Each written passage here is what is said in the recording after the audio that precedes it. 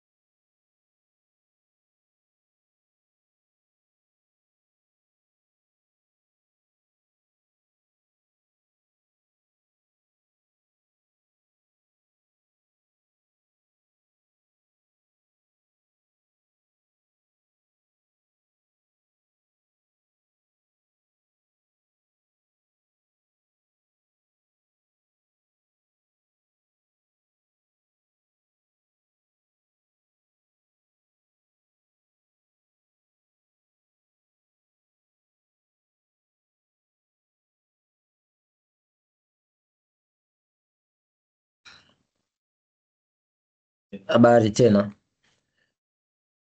Sasa naona tuanze, muda umeshafika. So kama nilivyosema, tutaanza cover kwanza what happened during the week, alafu discussion ya dividend itakuja baadaye, ambapo kwenye discussion tutakuwa na mwekezaji mwakilishi kama ambavyo tangazo limesema, lakini pia tutakuwa na watu wa share registry ambao ndio wanajibu maswali, wanajua kuhusu process ya malipo ya dividend, yatalipwa lini, na mtu akitaka kuclaim dividend anafanyaje, na kuna wale ambao hawaja claim dividends muda mrefu. Leo ndio muda mtauliza maswali na mtapata majibu, lakini pia tulitegemea kuwa na mtu wa investor relations. Expected atakuja, kama asipokuja basi tutakaa tu eneo lake, lakini kutakuwa na discussion nzuri tu kwenye dividend. But so far tupitie what happened during this week haraka. So kwa wiki hii I think report inaonekana, weekly market updates inaonekana. I hope watu wote tunaiona. So turnover imepanda as we can see, turnover imepanda kwa 45% kufika bilioni 7, kutoka bilioni 4.8 last week. Na sehemu kubwa kama kawaida, sehemu kubwa ya turnover ni shares za CRDB. CRDB ame account for 40% ya share zote ya transactions zote zilizofanyika sokoni, reasonably kwa sababu ya dividend iliyotangazwa, lakini tunajua consistently amekuwa CRDB ana account for majority of transactions, lakini wiki hii tunaweza tukasema it's attributed to dividend iliyotangazwa, and it would have been more, lakini kulikuwa na block transactions kwenye counter ya DCB na counter ya TBL ambazo ndio nadhani zimepandisha turnover kufika bilioni 7 kwa hizi counter mbili, kwa sababu zote TBL huwa mara nyingi zikitrade manake ni block transaction. DCB hasn't seen much volumes move on the market kiasi hiki cha zilizotembea wiki hii, lakini bado CRDB imekuwa top mover. Market capitalization total imeshuka by 0.83% kwa sababu ya tunaona counter zote ambazo ziko cross listed including ABL, NMG na Jubilee Holdings zote zimeshuka. Na Afriprice nayo imeshuka. Hizo zote zimevuta total capitalization chini, japokuwa domestic capitalization imepanda by 0.01% given that Mkombozi, Maendeleo na Nicole zimepanda. Mkombozi tunajua wamebakisha cost to income ratio ambayo iko less than 55, iko more than 55%, ndio maana hawalipi gawio I believe, lakini P ratio ana trade at around 1 times.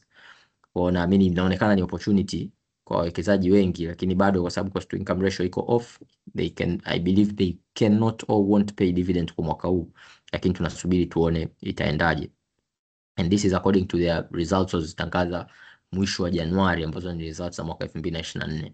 Lakini kwa sababu inaonekana kama ni opportunity, naona bei inaendelea kuongezeka, and for some time kumekuwa na demand, hakuna supply kwenye counter ya Mkombozi, so supply imepatikana, bei imepanda miaka 580.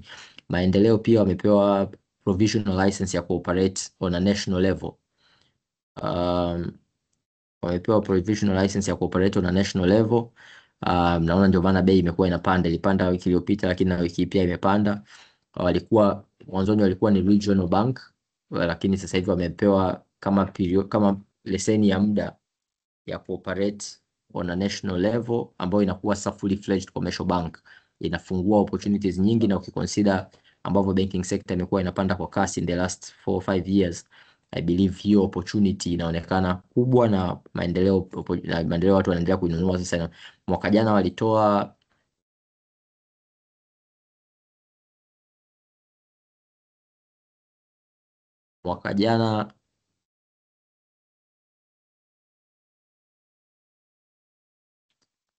nasikika jamani, kuna mtu amecomment kwamba sauti haitoki. Okay, sawa, tunaendelea. Diana alipo, nadhani ni yako, inabidi uiangalie vizuri tehama hizi. Kwa hiyo banking sector kwa sababu inaenda vizuri, na maendeleo nayo sasa kupewa leseni ya cooperate nchi nzima inafungua wigo mpya kabisa wa opportunities, ndio maana tunaona bei inaendelea kupanda. Nicole, I think ni excitement ya kipindi cha magawio, watu wanaanza kuzinunua. Tunajua NMB atakaribia sehemu kubwa ya portfolio ya Nicole. NMB atatangaza gawio karibuni, lakini pia Nicole ana exposure kwenye counter CRDB, not as much as alivyonayo kwenye NMB, lakini ana exposure kwenye counter CRDB, ambao CRDB sasa ametangaza gawio. I believe watu wanakuwa excited pia na Nicole paka bei inapanda, although by a margin of 1.4%. Investor participation as it's been the usual kwa miaka miwili au mitatu iliyopita. Foreign investors wamekuwa on the minimal side and on the selling side. Naona wiki hii selling side Foreign outflow imekuwa by 25%. I mean 25% of the transactions ni foreign outflows, ni foreign sales, wakati only 1.6% ni upande wa foreign participation, ni upande wa manunuzi. Kwa most transactions za foreign investors ni mauzo, and this has been happening since 2022, tangu ile story ya Russia na Ukraine ilivyoanza, bei ya mafuta ikapanda, Marekani wakaanza kupandisha riba, ikafanya dola ikawa scarce dunia nzima, na thamani ya dola ikaanza kupanda, foreign investors wakaanza kuondoa hela kwenye masoko yanayoendelea. Wetu hapa kwenye soko la hisa, specifically kwenye soko la hisa, tumeona outflow zikiendelea consistently since then, na mpaka sasa hivi bado, kwa sababu kuna global uncertainties zinaendelea. Hata kama Marekani alipunguza riba kidogo kufanya dola kuwa less expensive, lakini kwa sababu ya hizi uncertainties zinazoendelea na tariffs, tunaona bado kunakuwa na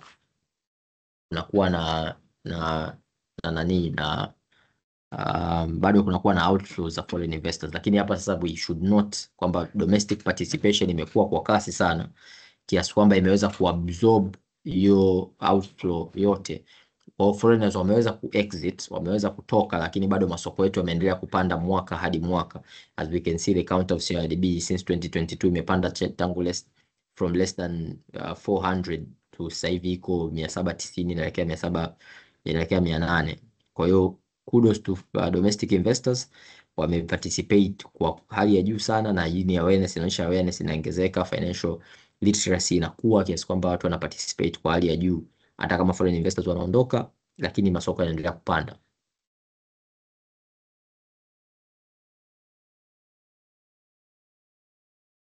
Upande wa bonds, 10 years was the dominant transaction tenure ndani ya wiki hii. Kwenye turnover ime account for 64%. Bado yield curve iko sloping upwards. Za muda mrefu zina yield kubwa kuliko za muda mfupi, which is normal, ndio kawaida. Kwenye upande wa corporate bonds, bond ya CRDB ime account for 78% of the total bonds, corporate bonds turnover. Corporate bonds turnover yake tunajua iko chini kidogo compared to government bonds ambazo zimetrade. Government bonds zimetrade thamani ya bilioni 186. I hope na nyinyi mnaona huko, naona kama kuna maandishi madogo kidogo, lakini bilioni 186. Hizi corporate bonds ni kama less than 1 billion, less than 1 billion shillings. Yes, 186.82 billion. Asante sana Ibrahim. 186.82 billion, wakati corporate bonds ni milioni 690. Milioni 690. Going forward,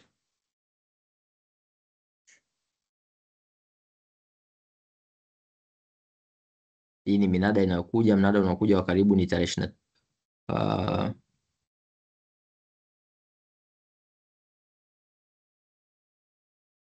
23 April. Hii tarehe 23 April wiki ijayo ni Treasury bills, and then tarehe 30 April kuna mnada wa miaka 10, mnada unaopendwa na watu ya miaka 20 na 25. Unaofuata uko tarehe 7 Mei, uko tarehe 7 Mei ni mnada wa miaka 25, and then kutakuwa na tarehe 21 Mei mnada wa miaka 5. I think to kalenda itakuwa imeishia hapo. I think there are some auctions kwenye mwezi wa 6. Hii imecover to the next few auctions that are coming. Auction ya wiki hii kulikuwa na auction ya miaka miwili ambayo ilikuwa ni reopening ya ile bond ya miaka miwili iliyokuwa issued earlier this year. Ilikuwa na coupon ya 12.5%. Tunaona average price ikiwa kwenye premium, na hizi average prices sasa hivi ni clean prices, kwa hiyo sijajumlisha ile accrued interest, lakini weighted average coupon yield ni 12.4%, na weighted average yield to maturity ni 12.08%, ikiwa less than the weighted average coupon yield, kwa sababu bond imetrade at a premium. Na tumeona hata kwenye 20 years iliyotoka zimekuwa zinaenda at a premium, which is a good thing, kwa sababu inashusha riba na inashusha hizi yield, treasury bonds yields, ambazo zinasaidia hata kwa mabenki nayo kupunguza gharama yake ya kukusanya deposits, ambayo inapunguza crowding out effect kwa private sector. So this is a good development, lakini pia inarudi kwenye point ile ya financial awareness na financial literacy kukua, kwa sababu ukiangalia mnada wa miaka 20 uliopita tuliona total total tender size ikifika bilioni 760 wakati benki walikuwa inataka around bilioni 200. Kwa hiyo inaonyesha liquidity, lakini pia inaonyesha mwamko wa watu kuparticipate kwenye capital markets. So that's it for the week. Kama kuna maswali kidogo, tunaomba tupokee maswali moja mawili matatu kuhusu kilichotokea ndani ya wiki. Apart from that, we will be ready to shift kwenda kwenye discussion ya dividend. So nitoe dakika moja say kwa mtu yote mwenye swali kuhusu kilichotokea ndani ya wiki, you can just shoot your question real quick, and then after that we'll just go to the next discussion. 1 minute.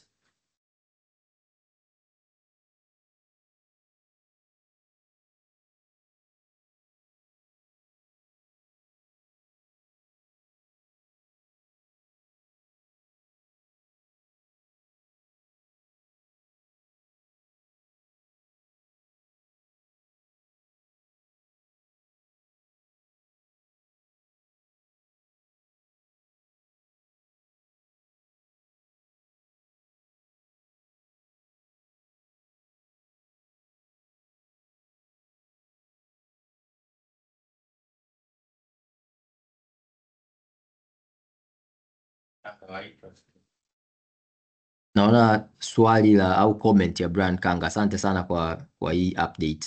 Binafsi nilikuwa sijaziangalia hizi audited financials, nilikuwa naongelea financials za financials on unaudited financials zilizotoka end of January. Kwa hiyo hizi nitazi review, lakini kama iko 46% then they are set, manake wanaweza kulipa gawio mwaka huu. Nakumbuka mwaka jana kwenye wakati wana graduate, wakati Mkombozi wana graduate kutoka kwenye enterprise growth market kwenda kwenye main investment market, waliahidi shareholders kwamba watalipa gawio. Kwa hiyo naamini kama NPL because it's around 5% kwa zile unaudited, unaweza ukanisaidia hapa Brian, kama NPL nao pia iko chini ya 5%, na kama CIR ratio iko less than 55%, then they are set to pay the dividend. I think we should just expect a dividend announcement from them, lakini we reach out to Mkombozi and get a further understanding of what their strategy and plans.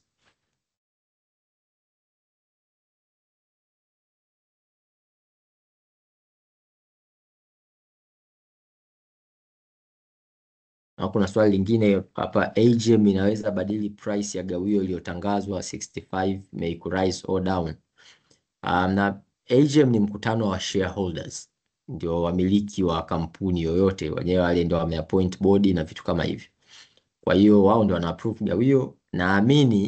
Naamini kwa mamlaka wanaweza, lakini mchakato wake inabidi irudi bodi iangalie viability ya hicho kitu, kwa sababu hata kama shareholders ndio wanamiliki kampuni, lakini wametoa hiyo mandate kwa board members, ambao board members ndio wanajua day to day activities za hiyo kampuni, na wenyewe wametoa mandate kwa management. Kwa board mpaka ina propose dividend, inakuwa imeangalia opportunities, imeangalia muendeleo wa kampuni, ndio inatoa. Kwa hata kama shareholders wakisema tubadilishe itoke isiwe hiyo, then I think mchakato unarudi.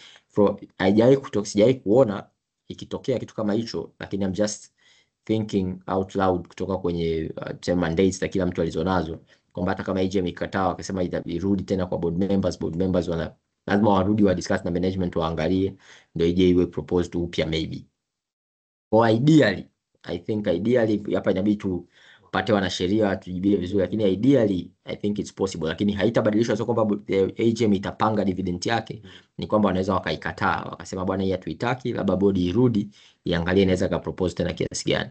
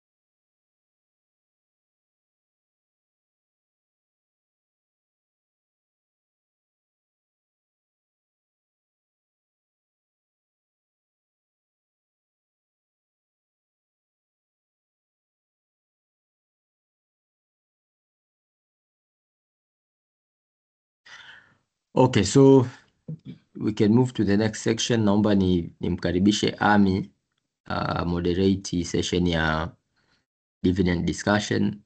Ami yuko hapa kwetu, ni manager wa advisory, corporate finance na advisory. Kama umjui inabidi umjue. Ami, karibu sana. Asante sana Imani. Kama ambavyo umeshanitambulisha, naitwa Ami, na leo kwa kweli tupo na issue moja. Tunadhani wiki hili issue ilikuwa kubwa, ilikuwa ni moja, nayo ni gawio, na si gawio la kampuni nyingine, bali ni gawio la kampuni ya CRDB. One of the most popular stocks mjini kwa sababu ya liquidity yake, lakini excitement ambayo ina generate kutokana na nature ya uwekezaji wake.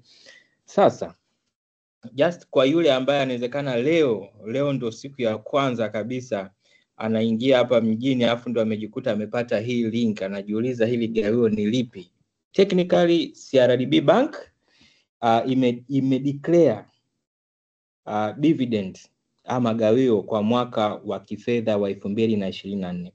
Gawio hili ambalo lilikuwa proposed na board of directors ilikuwa ni shilingi 65 per share. Hili ni ongezeko la kama shilingi 15 toka gawio la shilingi 50 lililolipwa kwa mwaka wa kifedha wa 2023, na ni ongezeko kama la 30% hivyo ukiangalia ile growth year on year growth.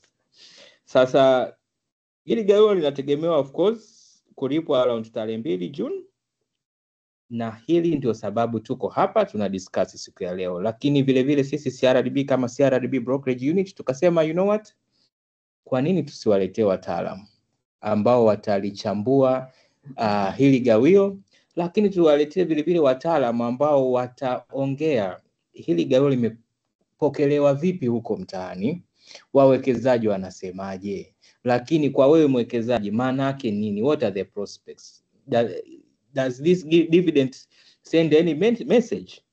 Tukasema tusiishie hapo.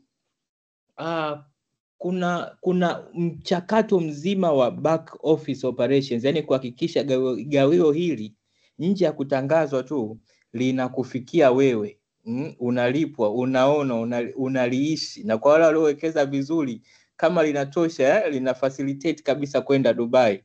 Umeona, tukaleta mtaalamu wa shares ambaye anatoka hapa CRDB Bank ambaye atajiunga nasi. Basi bila kupoteza wakati, tuna wageni watatu ambao ni Ana Maria anatoka, nadhani nitampatia chance yeye mwenyewe atajitambulisha, lakini pia tuna Imani Muhingo ambaye atazungumzia swala nzima la hili gawio limepokelewaje na wawekezaji. Ana Maria yeye atatuambia kwa kama analyst, na sio analyst tu, ni chartered financial analyst, analionaje.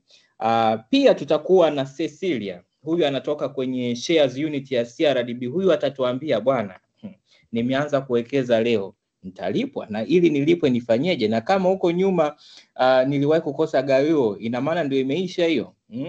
Sasa moja kwa moja naomba nimkaribishe our first speaker, kwanza ajitambulishe, then tutaanza na maswali.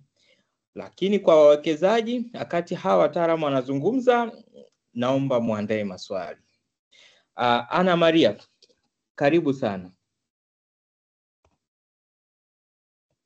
Kwa utambulisho mfupi kabisa, akati mimi nikikuandalia swali lako la kwanza kabisa. Thank you. Good evening everyone. Naitwa Ana Maria Mwamiala, ni afisa uwekezaji mfuko wa fidia kwa wafanyakazi Workers Compensation Fund. Nimekuwa kwenye industry ya uwekezaji for the past 10 years, specializing kwenye portfolio management, upande wa mifuko ya uwekezaji wa pamoja na pension, pamoja na analysis za hisa na fixed income kama bonds, bills na fixed deposits. In a nutshell, that is who I am. Asante sana Ana Maria. Sasa kwa huo uzoefu uliosema, mimi naomba nianze moja kwa moja na swali la kwanza. Ana Maria, je, unawekeza kwenye hisa? Na kama unawekeza, kwa experience imekuwaje? Yes, nawekeza kwenye hisa as an individual, and to be honest, experience imekuwa mixed. It's been an insightful experience. Kuna kipindi ambacho ninatengeneza pesa nzuri, kuna kipindi ambacho na mimi napoteza pesa, but all in all bado ninaona uwekezaji wa kwenye hisa ni mzuri depending on kampuni ambayo umechagua kwa kipindi hicho. Okay. Kwa hiyo kuna furaha na kuna maumivu. Just to expound. Just to expound, unajua kuna listeners hapa anaweza akasema okay, kwa hiyo nakwepaje maumivu haya? So kusema kweli kukwepa maumivu it's not a given. Unaweza ukafanya analysis yako vizuri. Ideally wanasema before you invest kuna vitu unatakiwa kuconsider. Kuna upande wako na upande wa asset ambao unataka kuwekeza. Kwa upande wako utaangalia your goals, unataka kuwekeza kwa sababu gani na unataka kuachieve nini katika kipindi gani, whether ni mwaka, miezi 6, miaka 5. Kwa upande wa mwingine utaangalia pia your risk tolerance, wewe ni mwekezaji wa aina gani. Kuna watu ambao wako tunasema risk averse, hawapendi kupoteza hata shilingi moja kwenye pesa wanayowekeza. Kuna watu ambao wenyewe wako risk seeking kwa sababu wanaona the higher the risk, the higher the return. So these are the kind of things ambazo mimi as an individual kwenye retail market naweza nika-consider. And then nikitoka upande wangu sasa, logically inatakiwa tuangalie company fundamentals. Yani kama kampuni imefanyaje. Je, is it profitable? Na profit margins ikoje? Sector performance ikoje? Historia yake katika soko ikoje? Kama yenyewe inafanya vizuri, je inatoa gawio? Kwa hiyo inapotokea kama unataka kuwekeza upande wako ushajua malengo ni nini na upande wa pili ukaangalia hivyo vitu, then unaweza kuamua sasa kuwekeza. So that's one aspect. Na mara nyingi ukifanya that kind of analysis unatakiwa ufurahi, like utawekeza vizuri utapata return. Lakini kwa soko letu jinsi lilivyo, kuna cases ambazo unaweza ukawekeza kwa kufuata trends. Umesikia kuna kitu kizuri kinatokea sokoni ukawekeza. Sasa in such cases unaweza ukabahatika ukapata return, au ndo ule upande wa pili sasa ukawa umelose. Kwa hiyo katika vitu vya kuangalia kwenye uwekezaji ni vitu kama hivi ambavyo mimi naangalia, na kuna saa ambazo zimenilipa na kuna nyingine ambazo unakuta especially kwa kile kipindi ambacho wengi tumeingia. Naonaga wawekezaji wengi wanaingiaga wakati wa IPO. So not IPOs zote zinafanyaga vizuri. Wengine wanaingia katikati na unakuta kuna some stocks ambazo zinafanya vizuri na unapata a good return kwa kuangalia tu hivyo vitu ambavyo nimevitaja. So ndio maana nasema kwenye both sides nimepata, kuna sides ambazo nimefanikiwa, nimepata a good return, alafu kuna sides ambazo kidogo na mimi nimepigwa. So that's the give and take. Yeah, asante sana. Nasemaga wataalamu wanasema we never make mistakes, we just learn. Kabisa. Moja kwa moja sasa nikuulize, kwa sababu uzuri wewe ni individual investor, lakini vile vile wewe ni investment analyst wa taasisi. Sasa hizi factors ambazo umezisema hapa, is it the same approach na ukiwa you are doing that analysis kwa niaba ya taasisi, ama kuna mwekezaji huko mtaani ama huko nyumbani anaweza kawa nawaza labda na Mariam mwenzetu kwa sababu tu ni professional, ama kwa sababu tu yupo kwenye taasisi ana advantage, yani muda upi unavuaga hii kofia ya uwekezaji, ama the same principles unazo apply kazini ndo unazozitumia we mwenyewe katika uwekezaji wako binafsi? Okay, that's a very good question. So in most cases, zile factors nilizotaja zina apply kote kwenye institution as well as kwa mwekezaji ambaye ni individual. Tofauti kubwa nayoona au nilio experience kwenye institution ni kwamba ile decision making process, unajua mnakuwa mnafuata certain mandates, kuna internal policies. Unajua as an individual unaweza kuwa hauna policy, wewe unawekeza kwamba unasema ultimately nataka nipate return. Lakini kwenye taasisi, even if unataka upate return, lakini kuna certain mandates, certain policies, regulations unatakiwa ufuate. So it would follow the same approach kwamba utaangalia the objective, kama ni capital preservation au diversification, au unataka tu long term capital growth. Kwa hivyo vitu vitaangaliwa, lakini bado utaenda kualign pamoja na hivyo na hizo fundamental analysis nilizoongelea, kuangalia performance ya kampuni, utaangalia mambo ya compliance, regulatory compliance, utaangalia mambo ya risk management, na kama una internal benchmarks, je, hiyo security ina perform vizuri against your internal benchmarks au ina underperform. Pia kikubwa ambacho tunaangaliaga kama institution, kuna issues za liquidity. Unakuta maybe una obligations kubwa, especially kwa mfano kama kwenye pension funds, unakuta you need to pay pension, zile monthly pensions au ni lump sum. So liquidity plays a big role wakati tunachagua hisa ya kuwekeza. Alafu pia sasa hivi kuna new components zilizokuja kama hizi mambo ya ESG, sustainability, all these factors we usually consider wakati tunawekeza. So the major difference ambayo mimi naiona ni kwamba humo kwenye taasisi kuna mambo ya regulations na compliance zaidi, kuna issues za committees, documentation, performance reviews. Kwa kuna vitu kama hivyo utaangalia at a larger scope, lakini ultimately utaanza na vile nilivyovitaja even at individual level, kwamba objective ikoje, nataka kupata return, labda kama ni return yangu ya nataka iweje, is it a growth portfolio, it means naweza nikawekeza kwenye hisa ambayo hai generate regular income lakini price yake inakuwa ikipanda, au kama nataka income generating portfolio, it means I have to look at dividend paying stocks. So vitu kama hivyo, issues za risk tolerance nazo tutaangalia, kwa sababu unakuta kwa mfano uwekezaji wa kwenye pension utatofautiana na uwekezaji wa kwenye insurance company. Insurance company unakuta liabilities zake ni short term na ni contingent to hizi ajali, property loss and what not.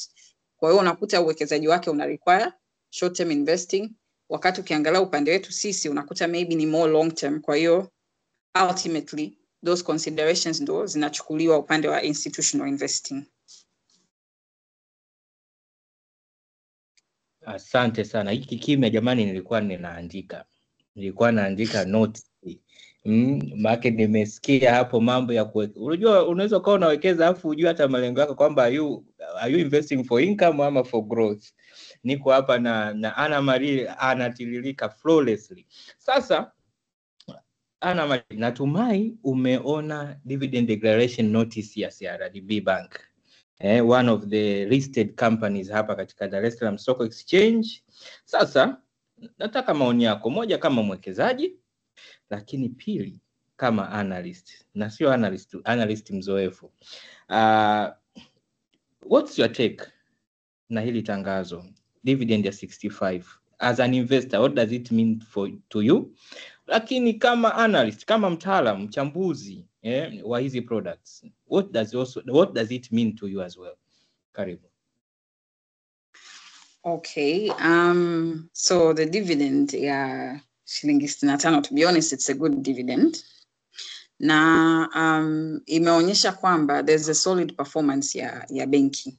Kwamba benki imeenda kikua na it's generating enough revenues to be able to consistently pay dividend kwa wawekezaji wake. Maana sio all companies are able to do that, but it's a good signal for an investor to be able to get a return in terms of ile dividend, pamoja na ile unaona kabisa hisa yenyewe imekuwa ikipanda even kabla ya gawio kutangazwa. It's done relatively well over the years. So that's one thing. Another thing, as an analyst, I look at wakati unasikia gawio, pia unaangalia sustainability ya hiyo kampuni kuweza kulipa gawio in the future. Maana hatuwekezi just for the sake of now, we are also looking at the future. So ukiangalia history ya benki pamoja na jinsi inavyo perform na trajectory yake, inakupa signal nzuri kwamba hii ni investment nzuri ya kufanya.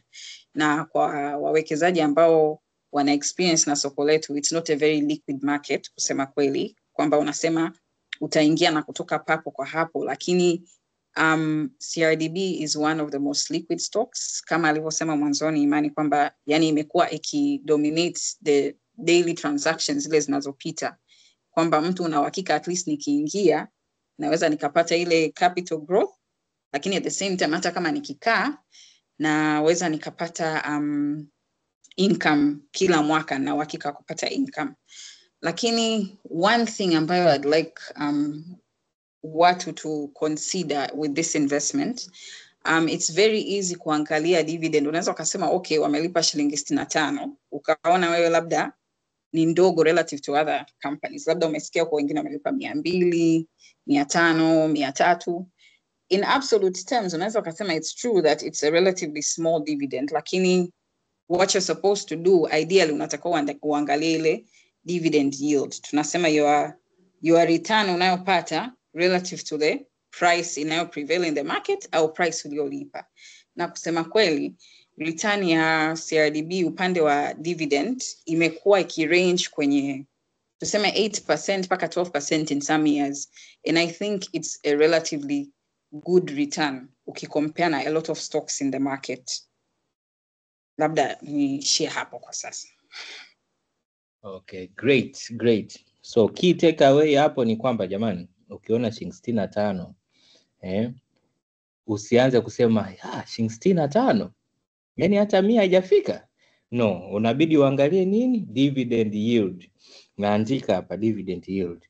Sasa Ana Marie, asante sana na umetupa madini ya kutosha. Meanwhile, naomba nihamie kwa mtaalamu ambaye leo atavaa kofia ya afisa mahusiano ya wawekezaji.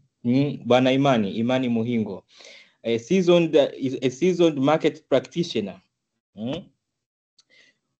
Swali moja ama mawili kwako.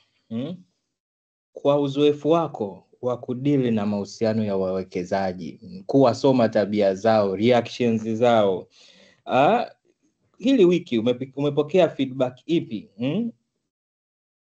following hii dividend declaration notice? Mambo huko mtani yakoje? Asante sana. Asante sana na kwa utambulisho na kunivalisha kofia mpya. Kabla sijaendelea, naomba kwa wale ambao wamfahamu Ana Maria, jamani, alivyokuwa anasema Abi hapa kwamba anachukua notes. Ana Maria, naona hata kwenye posta yetu hajamtendea yake. Ana Maria ni chartered financial analyst. That's the most respected certificate in the financial world, kwenye investment, kwenye dunia ya investments, tuseme financial markets. That is one of the most respected designations. Kwa hiyo alichokuwa anakisema hapa kichukue kwa makini sana, mkakifanyie kazi. Lakini kurudi kwenye swali lako Ami, response imekuwa positive. Na mimi kwenye kofia yangu ya afisa mahusiano, lakini pia na wenye hiyo kofia wenyewe nao tumejaribu kuongea nao, kwa sababu wana deal na wateja, wana deal na wawekezaji on a daily basis. Na hata ukiangalia vikao 3-4 tulivyofanya hapa kati tulivyo deal na wawekezaji wakubwa na vitu kama hivi, the response has been positive. You can tell hata kwa turnover sokoni positive kidogo, bei haijamove sana lakini kidogo ili move positively. So the response has been positive. Growth ya 30% kwa mwaka sio mchezo, and I would say the response began zilivyotoka results za mwaka mzima zile Januari, kwa sababu dividend policy imekuwa highly predictable ya CRDB. Kwa watu walishapiga hesabu, ukiangalia analysis zilizokuwa zinatoka tangu results zimetoka, watu wanasema it will be between 65 and 70 maybe, lakini watu wengi walikuwa wameprice in dividend kucheza humo. Kwa hiyo reaction tayari ilishakuwa, and you can tell tangu mwanzo wa mwaka I think the dividend has gone the price has gone up kama kwa 10%, na Ibra atanisaidia 12% mpaka kati ya 12 mpaka 18 hivi. Bei imepanda toka 680 sio 650 mpaka 790. So the price has already reacted to this positive news, na hii dividend kutoka tumeona watu wanapongeza, reaction imekuwa nzuri kutoka kwa mwekezaji. Mkufunzi aliyetoka kuongea tu hapa na Maria mwenyewe kaipongeza, kaipenda. Kwa the response has been positive. Nice. Kwa hiyo kwa investor ama kwa yule msikilizaji wetu ambaye anawaza okay, mimi nimeipokea hivi, ana uko curious, unataka kujibenchmark against others, kwa kweli wenzako kwa mujibu wa mtaalamu hapa ni kwamba wameipokea vizuri. Sasa nina swali gumu kidogo sasa linafuata, ndugu yangu Imani. Ni kuhusu payout ratio. Hili swala tumesikia likizungumzwa sana kwamba payout ratio tulioizoea ni 35%. Lakini kwa mwaka wa pili mfululizo tunaona payout ratio ikirange kwenye 30% mpaka 31 hapo. What does this signal to investors? Yani inatuma signal gani kwa wawekezaji? And how should they interpret? Yani waichukuliaje in the context of banks broader strategic directions, kwa sababu benki na mikakati yake. Wawekezaji na wao wana malengo yao ambao wameyapeg against hisa ya hiyo kampuni. Kwa hiyo karibu sana kujibu hili swali. Tumezoea 35%. Saizi tunaona 30%. Kwanza nadhani uanze kwanza kwa yule wa kwanza kabisa, payout ratio ni nini, and then from there sasa uanze kutuelezea hii ina maana gani. Asante sana Ami. Taanza na payout ratio kama ulivyouliza. Payout ratio ni hesabu moja nyepesi. Unachukua gawio unagawa kwa faida iliyopatikana. Kwa maana payout ratio ni kile kiasi ambacho kimetoka, kwa sababu tunajua gawio linatoka kwenye faida iliyopatikana. Kwa faida tumepata faida kama CRDB imepata faida ya bilioni 550 mwaka jana, ambao ukigawa kwa kila share moja inakuwa shilingi 211. Gawio limetangazwa shilingi 65. Kwa hiyo payout ratio ni hiyo 65 gawanya kwa 211, maana ni portion kiasi gani kwenye faida iliyopatikana inatolewa kama gawio kwenda kwa shareholders. Ni kiasi ambacho kinatoka kwenye faida kinarudishwa kwa shareholders, kile ambacho kinabaki kinaingia kwenye mtaji wa kampuni husika, in this case CRDB, ndio zinaitwa retained earnings, lakini zinakuwa reinvested, zinaenda kuwekezwa. Hiyo ni muhimu nilivyosema kwamba inayobaki ni nini, kutokana na majibu yangu yatakayokuja hapo mbele, lakini hicho kinarudi kwenda kuwekezwa kwa ajili ya kukuza kampuni husika. Sasa kwa ajili ya kujibu swali lako vizuri, naomba nivue ile kofia ya afisa mahusiano, niseme mimi sio msemaji wa benki. Kwa hapa nitavaa kofia ya uchambuzi, mimi ni analyst tu, and I will speak of it kutoka kwa general nani ya banking sector duniani na Tanzania na duniani kote, and then nitakuja specifically kwa CRDB. So kama nilivyosema, payout ratio imekuwa not as expected. Tumepata 35%. Historically CRDB imekuwa analipa between 30, lowest kabla ya nani ilikuwa around 31.4, imeshawahi kwenda mpaka 37% I believe. Lakini sasa mwaka jana ilikuwa 30.8 na mwaka huu imekuwa 30.8, more or less mle kama imeshuka, then imeshuka kwa some basis points. Sasa kuna shareholders ambao wanajua walikuwa wamezoea 35%, na kuna wengine walipiga hata ilivyotoka ile earnings per share mwanzo wa mwaka walipiga kwa 35%, lakini payout ratio imekuja 30.8%. Sababu moja hapo unayoiona ya kwanza ni kuna global kama regulations za dunia nzima zinazoongoza mabenki. Unajua dunia yote iko interconnected kutokana na globalization impact. Ikitokea crisis sehemu moja ina impact dunia nzima. Ukiangalia financial crisis 2008 ilipiga dunia nzima kiasi kwamba huko hata nchi zinazoendelea tuliumia. Kwa kutokana na hivyo, na unajua tuna UN, tuna World Bank, tuna Bank of International Settlements and all of that. Kwa kuna watu ambao wanahusika kuangalia dunia inaendeleaje kama UN kwenye mambo ya mahusiano ya nchi na nchi, alafu kuna taasisi ambazo zinaangalia masuala ya fedha kama World Bank na IMF na Bank of International Settlements. Sasa Bank of International Settlements wenyewe kuna kamati inaitwa Basel, sikumbuki jina lake kwa kirefu, lakini wanatoa kama regulation inaitwa Basel Accords ambazo zilitoka, implementation yake ilibidi ifanyike kipindi cha COVID, lakini COVID ikavuruga, ikaanza kufanyika 2023, inapangwa hiyo implementation inapangwa kumalizika 2028, ambayo kutokana na kujifunza kama stress testing zilizopita sasa kutokana na financial crisis 2008, wametighten requirements za mabenki ku retain capital, yani kukuza mtaji wake. Kupima mtaji wa benki unaopima, inabidi kuangalia kulinganisha mtaji na assets alizonazo na risk weighted assets alizonazo na vitu kama hivyo, ili kusiingia sana kwenye technical terms, lakini mtaji wa benki kuongezeka, mtaji wa mabenki yote dunia nzima kuongezeka, wauvute watu waongeze. Kwa in that sense, kwa sababu implementation imeanza 2023, you can see kwamba 2024 na ambayo ilikuwa inalipa gawio la 2023 na sasa hivi 2025 ambayo inalipa gawio la 2024, kidogo hizo payout ratio imekuwa chini compared to huko nyuma. Lakini hiyo maana yake ni benki inaongeza mtaji, ila sasa kwenye point ya pili kwamba ukiachana na hiyo requirement, tumeona growth ya banking sector kwa Tanzania in the last 4-5 years. Imekuwa, the bank run has been significant. Yani run ya increasing profits, increasing incomes, credit expansion, hususan to the private sector. Bado mpaka leo credit expansion to agriculture iko more than 40% consistently tangu 2022. Inaonyesha mabenki yanakuwa kwa kasi sana. Kama sekta inakuwa kwa kasi, manake inahitaji resources kuwekeza kwenye huo ukuaji, manake kuna opportunities nyingi. Kwa maana yake hata benki inaona opportunities, then kuna trade off between hizi opportunities na kuwekeza kwenye hizi opportunities, tukuze benki zaidi au tukawalipe wawekezaji.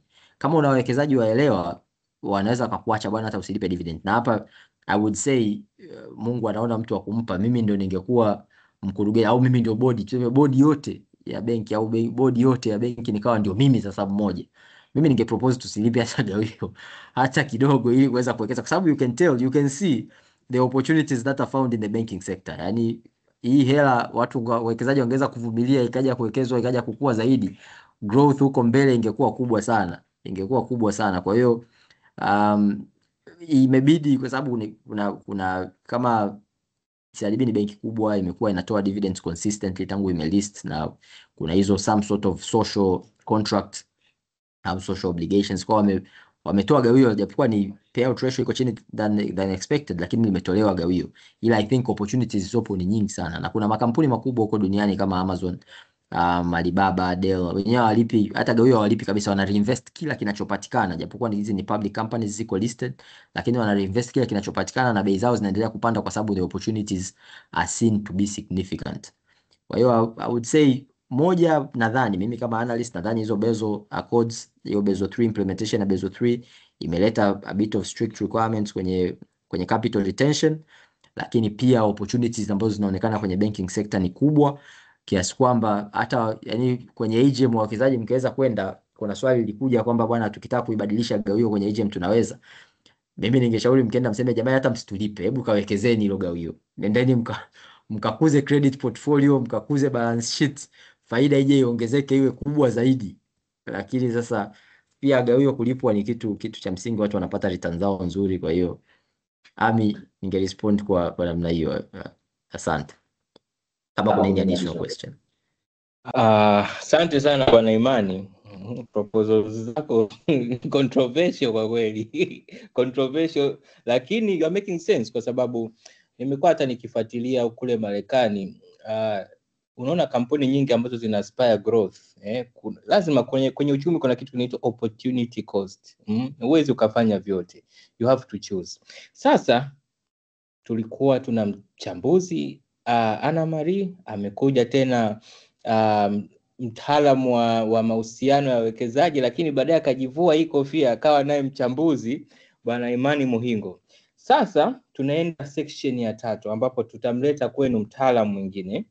Huyu ni Cecilia Shirima, ambaye yeye si mchambuzi, ila yeye ndo anayehakikisha kwamba gawio linakufikia. Sasa yeye ndo atatuambia litatufikiaje. Cecilia, upo?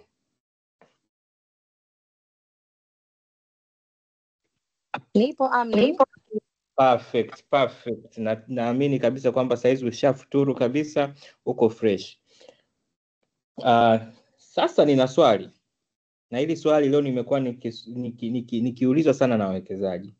Je, ni makundi gani ya wawekezaji yanayohitaji kujaza nyaraka au form kabla ya kupokea malipo yao ya gawio?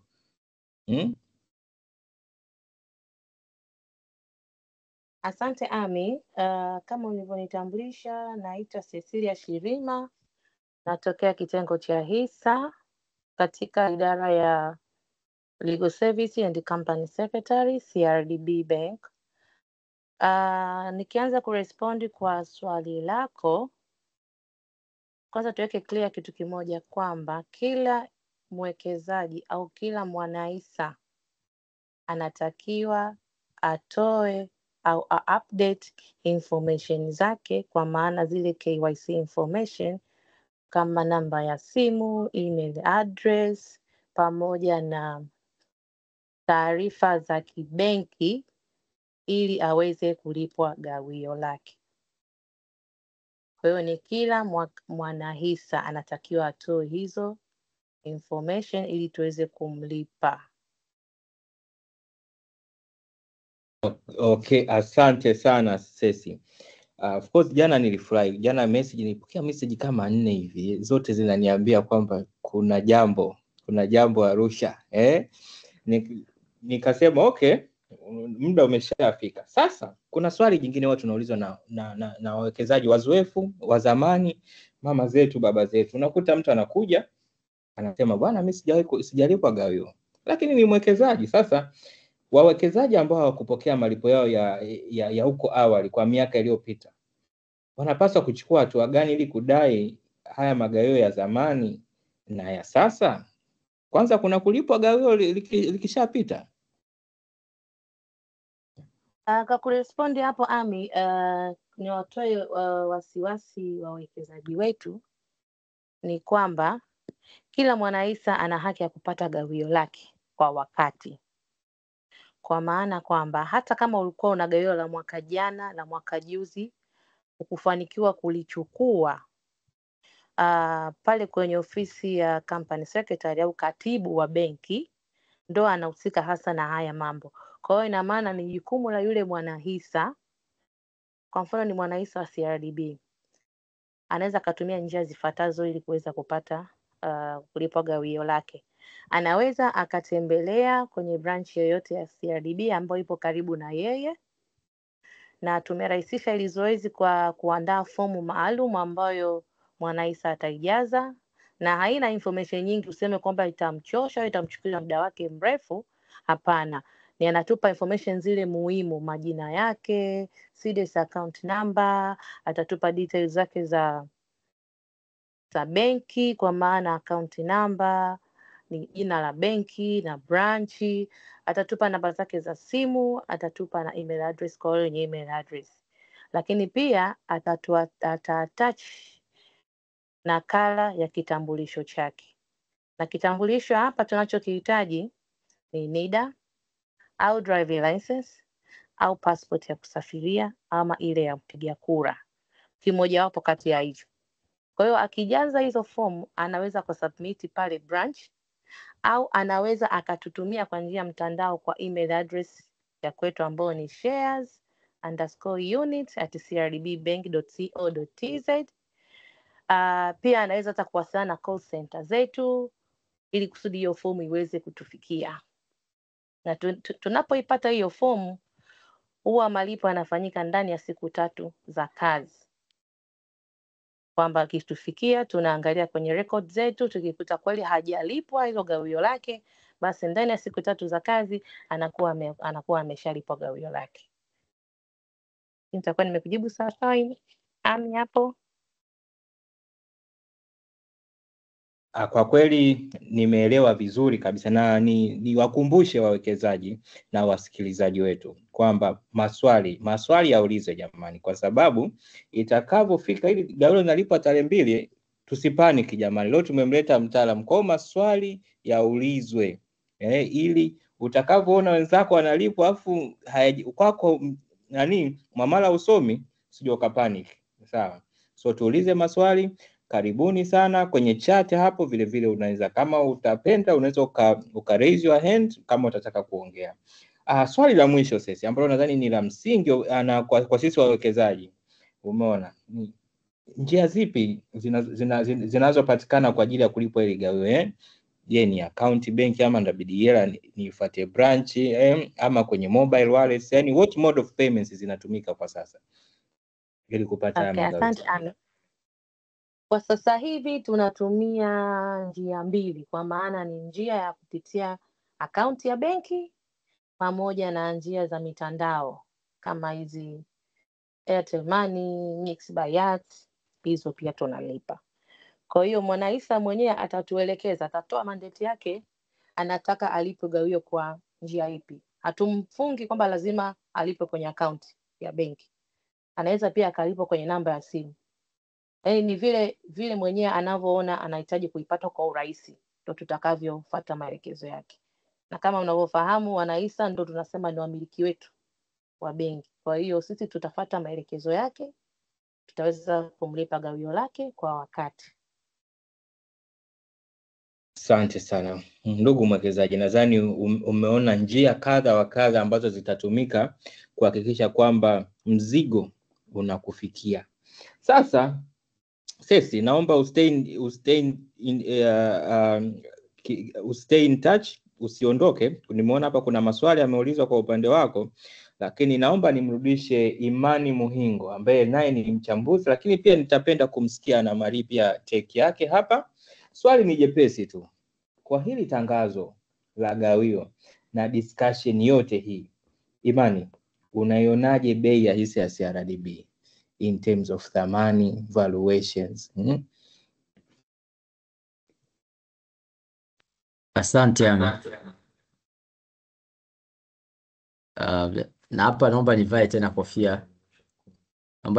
kofia ya uchambuzi kama analyst.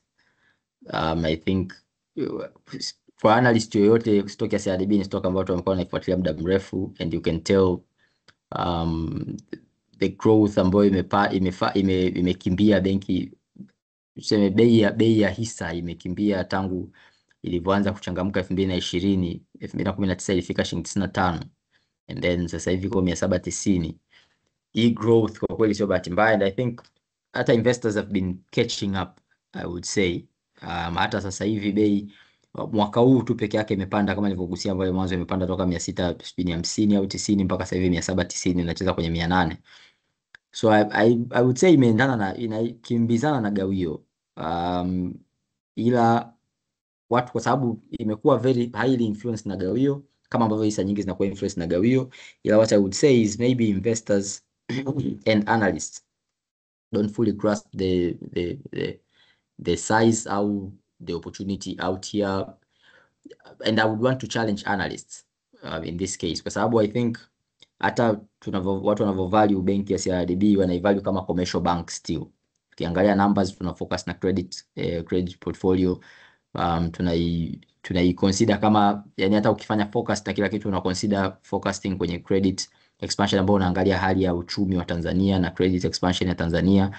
Kwa I think hata watu wanavyo focus credit portfolio ya benki wanaangalia labda credit portfolio expansion ya sekta nzima ya Tanzania, au balance sheet, balance ya mikopo to the private sector Tanzania nzima inavyokuwa, then wana relate hiyo to the bank. Lakini maybe I want to challenge analysts kwamba tuanze kuiangalia CRDB kama group of financial services company, kwamba CRDB ni ya 3 kwa ukubwa Afrika Mashariki. The third largest bank in East Africa, ambayo ina presence in Burundi na presence in Congo. Hizi chumi zote zina opportunity ambayo inapatikana huko, zote zina impact kwenye performance ya benki. About 7% of the profits originates from Burundi as we speak. Na size ya uchumi wa Burundi ni kama 5% ya size ya uchumi wa Tanzania, lakini 7% ya faida inatoka Burundi. CRDB has been, I think, the leading bank in Burundi. Sasa hivi wana unit Congo, CRDB wana subsidiary in Congo. Size ya uchumi wa Congo ni kubwa, inakaribia kulingana na uchumi wa Tanzania. Kwa hiyo you can tell the opportunities that are in Congo, in DRC na Tanzania. Kama kuna imports nyingi za kuenda Congo zinapitia hapa, kwa kuna value chain kubwa ya uchumi wa Congo ambao unapitia Tanzania. Opportunities zilizoko Congo za madini and things like that ni opportunity kubwa sana kwa CRDB cooperating Congo. Bado wana plans za kuongeza. Itoka nilisoma article kwamba wana plan ya kufungua subsidiaries in Zambia and subsidiary in Comoro and Uganda. Wanataka kufungua, wameshapata approval ya benki kuu kufungua a desk in Dubai. Wameanzisha subsidiary ya insurance. Hizi zote ni biashara tofauti na commercial banking ya Tanzania peke yake, ambapo hapa Tanzania bado is the largest bank in the country. Kwa I don't think hivi vyote vinakuwa grasped kwa watu wanavyofanya forecast ya CRDB, na ndio maana valuation zote nilizowahi kuziona, niliona valuation moja tu ya EFG Egypt ambao alivalue CRDB at 800, at more than 800, na hiyo ilikuwa mwaka 2023, and it was a shock to many, lakini here we are, imefika 800. I think wale maybe wali grasp the opportunity, which we can't even consider, we can't relate growth iliyokuwa 2023 na the opportunities that are seen right now. Sasa CRDB imeingia kwenye capital markets, kwa ni group of financial companies. Hata focus isiwe za commercial banking peke yake, and this is a challenge to analysts kama nilivyosema.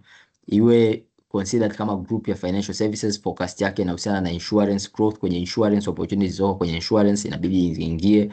Mtu angalia uchumi wa Burundi, angalia uchumi wa Kongo na opportunities zoko huko potentially going forward, na hizo opportunities zinaonekana huko Zambia, Komoro and the likes, biashara itakayotoka Dubai na hivyo vyote.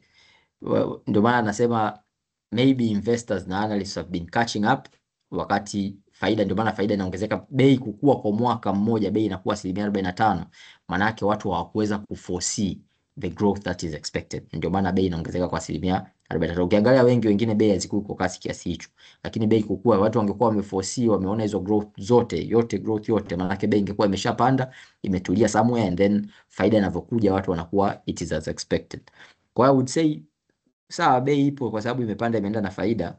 Ungeniuliza hili swali nalo mwaka jana, ningesema imeendana na gawio, na maybe let's see performance itakuwaje, lakini tayari tumeona performance ya mwaka jana imekuja mwaka huu. If we see the same performance, manake investors should preempt and catch up to the price. Kama ilikuja pale, narudi pia kwenye discussion ya gawio kwamba we see the opportunity in the banking sector and this is the leading bank. Kwa hiyo I think bei itaendelea kuimprove, I believe so, kutokana na performance. Kama performance itaendelea kuwa hivi ilivyo, ila opportunities hizi watu inabidi wazigrasp zote kwa pamoja kwenye consideration ya bei. Asante. Hayo ni mawazo yangu kama analyst, specifically kama analyst. Ile kofia ya afisa mahusiano nilishaivua. Asante. Asante. Na mimi sasa narudi kama moderator, maana yake nilikuwa naandika, jamani, mambo ni mengi, material ni nyingi. I don't know. I hope tuko kwenye same page wasikilizaji, kwamba the amount of knowledge inayomwagwa hapa leo wote tuna appreciate. Sasa kulikuwa kuna maswali kutoka kwa wasikilizaji wetu, lakini ningependa kwanza kutoa upendeleo kwa Bwana Kamwela, ama ili jina sasa nimeshindwa kujua inakuwaje, lakini karibu Kamwela, nimeona umeraise your hand. Natumai una swali, karibu sana. Okay, asante kwa nafasi. Mimi swali langu ni kwa dada Cecilia. Kuna form ipo kwenye website ya CRDB ambayo inaonyesha unaweza kujaza taarifa kwa ajili ya kupata dividend. Je, ile inaweza kutumika badala ya ile hard copy au lazima utumie ile hard copy? Asante sana Kamwela. Sesi, karibu mtaalamu. Asante Amina, asante kaka kwa swali. Kwenye website yetu kuna form ndio pale kwa ajili ya mtu kujaza digital ili aweze kulipwa gawio, lakini kwa bahati mbaya tunaiboresha. Kwa hiyo kidogo ina changamoto kwa siku hizi, hatuwezi kuitumia, ila tumeweka hiyo hard copy hapo kwenye website.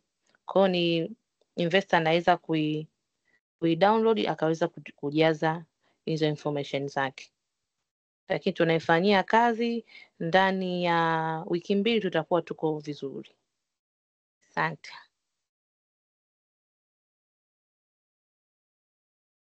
Asante sana Sesi.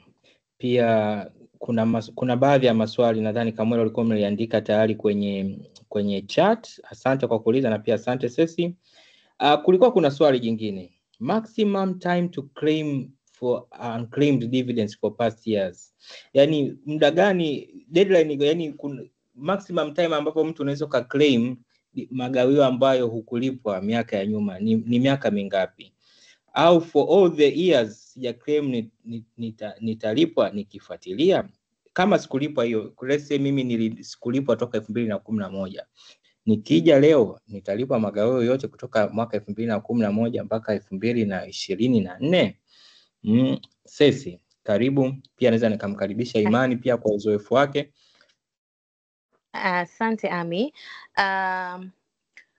Tuna sera moja inasema hivi, kama mwanahisa hajachukua gawio lake kwa kipindi cha miaka 15 toka gawio limetangazwa ama limelipwa, basi fedha hiyo itapelekwa BOT. Kwa hiyo kama benki tumekuwa tukifuata huo utaratibu, na kwa hiyo kwa sasa hivi kuanzia gawio la mwaka 96 mpaka 2009 tumeshayakabidhi BOT kwa sababu ni takwa la kisheria, kwa hiyo tumelitimiza. Kwa hiyo ina maana na mwaka huu ikifika Disemba, gawio la mwaka 2010 nalo litarudishwa BOT kwa sababu inakuwa termed as abandoned property. Kwa hiyo nitoe wito au nitoe rai kwa wale investors wote ambao walinunua hisa miaka ya nyuma na hawajafuatilia magawio yao, basi wajitahidi kuyafuatilia ili kusudi asije karudishwa BOT. Ni vizuri kama umeinvesti uweze kuenjoy matunda ya investment yako. Kwa natoa rai waje claim dividend zao. Lakini na maana ni kuanzia mwaka 2010. Yaani sasa hivi kwanza alioinvest 2010 kuja mbele anaweza akapata hilo gawio lake. Lakini na 2010 yenyewe itabidi idai ndani ya mwaka huu kabla ya kufunga mwaka ili Disemba 31. Asante Ami. Wow, just wow. Unajua nimepata hii fact ambayo sijawahi kufikiria kabisa. Umeona? Kwa hiyo wadau, wale ambao mnajijua uliwekeza 2010 alafu hujafuatilia. Haya. Sesi ameshazungumza. Sasa kulikuwa kuna maswali mawili ambayo naomba niyaweke sentence moja. Sesi, you are very popular. Leo mchana nilikwambia umeona maswali yalivyokuja kwako mengi na yote yanakuja kwako. Sasa usichoke. Hili swali linasema kama itakuwa mara yangu ya kwanza kupokea gawio, bado natakiwa kujaza hiyo fomu hata kama hizo taarifa zangu tayari ziko kwa broker wangu? Naomba niliunganishe na swali la jingine ambalo linasema, je, hizi fomu natakiwa nijaze kila mwaka kama sijabadilisha kitu chochote, kwa mfano makazi ama akaunti ya benki na kadhalika? Sawa, ni swali zuri Ami. Kwa kujibu hapo ni kwamba unajua investors wanaoenda kuinvest wanaonana na wana entry point ni kwa broker, si ndio? Ambapo atajaza zile form na information zake muhimu, ambapo baada ya pale zitapelekwa sokoni, atanunuliwa hisa na zitarudi kwa utaratibu huo. Lakini sisi kama registrar tunakuwa hiyo information yake hatujaipata. Ndio maana tunatoa matangazo na kuwasisitiza investor kwamba ukinunua hisa ya kampuni fulani, basi hakikisha zile details zako za benki zinafika kwa registrar ili muda wa kulipa gawio aweze kukulipa kwa wakati. Ndio maana hata tulivyotoa tangazo la declaration bado tumewasisitiza pale kwamba jamani waje wa update information zao. Na kuhusu swali la pili, endapo umeshatoa information zako za KYC na hujazibadilisha bado account number ni ile ile, namba ya simu ni ile ile, address ni ile ile, hakuna haja tena ya kujaza hiyo form kwa mara nyingine. Hizo information tukishazipata, tukishazicapture kwenye system zetu, ziko sehemu salama. Ina maana kila benki itakavyotoa gawio basi utaipata. Na tena kwa faida ambayo tunaipata kwa wale ambao tayari wamesha update information zao, unakuta kwa mfano safari hii tumesema tunaanza kulipa kuanzia tarehe 2. Kwa hiyo ina maana ile tarehe 2 pesa yako inaingia kwenye account mapema sana, pesa yako unaipata. Lakini wale ambao watakuwa waja update ndio kidogo sasa kutakuwa na delay kwa sababu mpaka akajaze fomu atuletee na vitu kama hivyo. Lakini kama umebadilisha information zako za malipo kwa maana za kibenki au kama ni namba ya simu, inabidi utujazie ile fomu ili tuweze kukulipa. Na sivyo tutajikuta tumetuma kwenye akaunti, kumbe akaunti tayari imeshakuwa dormant au akaunti tayari imefungwa, kwa mwisho wa siku pesa inarudi, tunabaki na hela nyingi ambayo kiuhalisia ilitakiwa investor aipate ili aendeleze na mipango yake mingine ya kimaisha.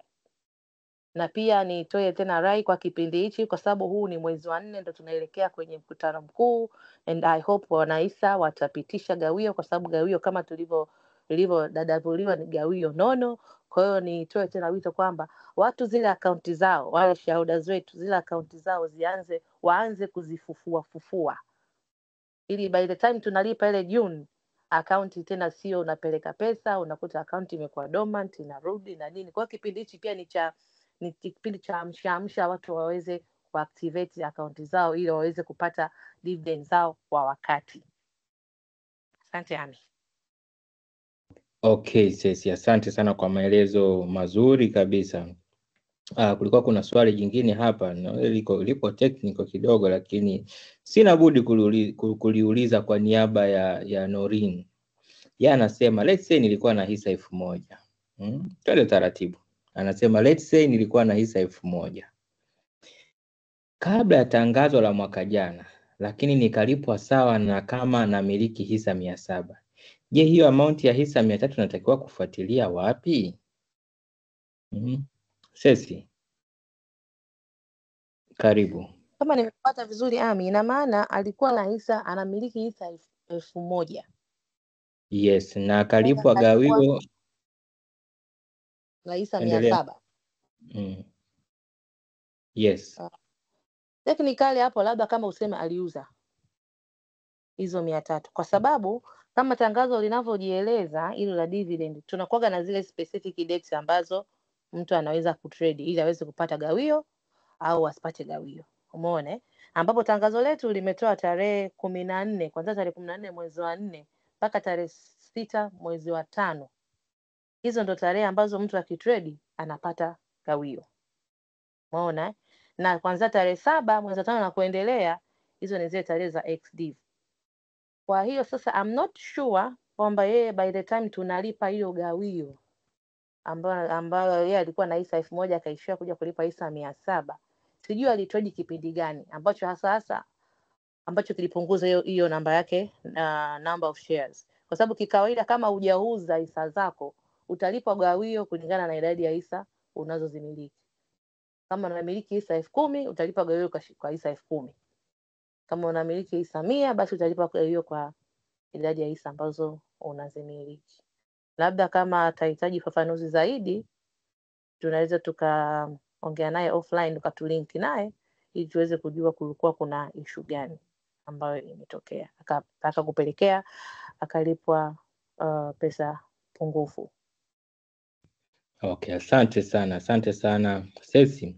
Kulikuwa kuna swali kutoka kwa Frank ambalo hili pia nadhani linaendana na swali zima la ulichotoka kuhusia kuhusu wale wa magawio ya kuanzia 2010.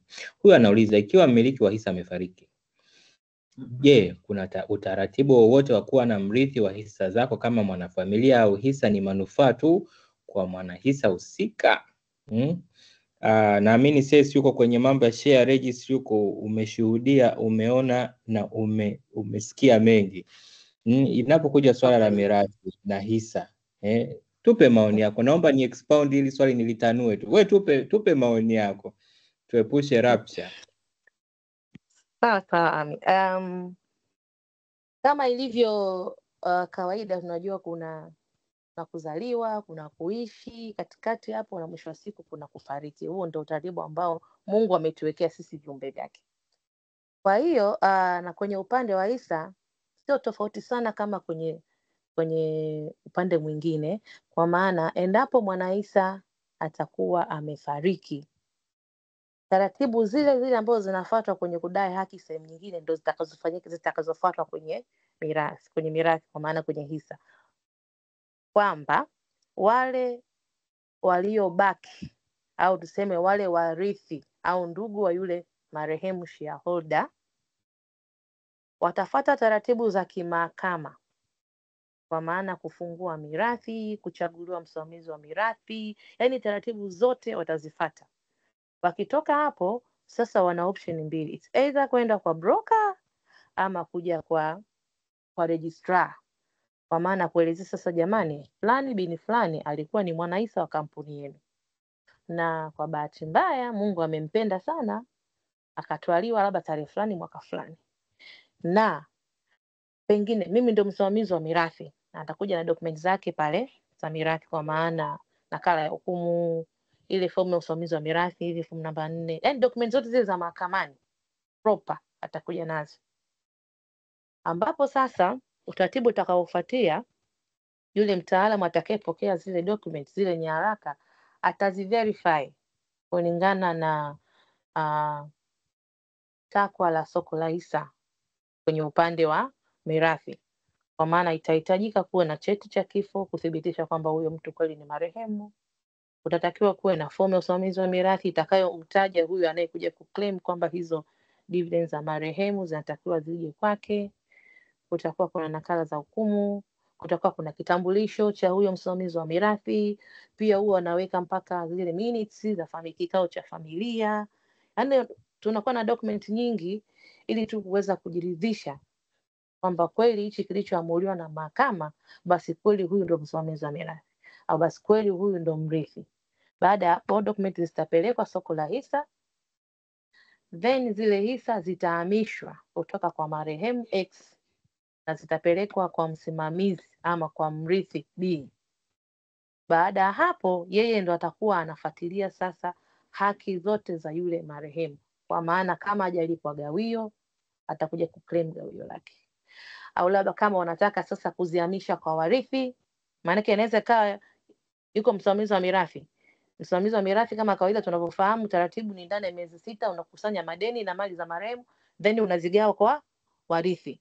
Sasa kama ameshakusanya zote anataka kuzigawa, basi pia ata instruct pale kwamba jamani, mimi nimeshakusanya mali za marehemu, hisa ni hizi, basi nagawa 20% kwa mtoto huyu, labda 30% kwa mke. Kwa hiyo documents zote zitakuwa ziko proper, zitajieleza. Baada ya hapo utaratibu utaendelea kama kawaida kwamba hao wamiliki wapya ndio watakuwa sasa wana hisa na wataendelea kunufaika kadri ya uwekezaji wa hizo hisa ambazo wameziweka. Na pia hatumbani sana abaki kuwa mwanahisa. Kuna wengine wanaweza kusema kutokana na familia yetu au ndugu tulivyo, na pengine marehemu labda aliacha watoto wadogo wanatakiwa kusoma, au labda kuna madeni, au wakaona tu hatuko interested kuendelea kuwa na hizo hisa, pia wanaweza kuziuza. Wanaziuza, wanalipwa pesa yao, wanagawana kadri ya mgawanyo wao ambavyo watakuwa wamekubaliana kama wanafamilia. Kwa hiyo endapo mwanahisa amefariki, wasisite, ndugu wa marehemu wasisite, waje kufuatilia haki za mpendwa wao. Asante. Asante sana Sesi. Sasa kulikuwa kuna maswali hapa, naomba niajibu pia haraka haraka. Kulikuwa kuna swali kutoka kwa Hawa. Linasema kwamba gawio linalotolewa kwa wanahisa wote kutokana na maelezo ya madam, je, kwa mwekezaji aliyeanza mwezi wa kwanza, hili gawio la CRDB la 2024 linalolipwa 2025 linahusu? Kama ulinunua mwezi wa kwanza, Hawa, linakuhusu. Kwa sababu mwekezaji yote ambaye atanunua kuanzia hili tangazo lilivyotoka, yani tarehe 18 Aprili mpaka tarehe 6 Mei, huyu ana haki zote za kulipwa na kunufaika na ile gawio. Lakini ukiona umeamka tu tarehe 6, umeamka imekuwa tarehe 7 tu, kwa kweli tusubiri declaration notice ya 2025. Umeona? Je, kingine umesema unaomba kufahamu utajuaje kiasi cha gawio unachoweza kukipata? Simple. Kwanza omba statement kutoka kwa broker. Ile statement itakuonyesha idadi ya hisa ulizonazo za kampuni ile husika. Halafu chukua zile idadi za hisa, multiply, zidisha na gawio ambalo limetangazwa hapo, assuming kwamba shilingi 65 ndio itakuwa proposed na itakuwa imepitishwa. Kwa hiyo ukichukua idadi ya hisa mara hii shilingi 65, unakuwa unajua kabisa mzigo utakao upata. Pia kumbuka kuna bwana kodi. Kwa kampuni ambayo imesajiliwa katika soko la hisa, withholding tax ni 5%. Kwa hiyo kuna hiyo element. Kwa hiyo utabidi udeduct hiyo 5% ya withholding tax. Kwa wengine ambao wanasema inakuaje, ni wakumbushe tu, kwa kampuni ambayo haiko listed kwenye soko la hisa, withholding tax on dividend ni 10%.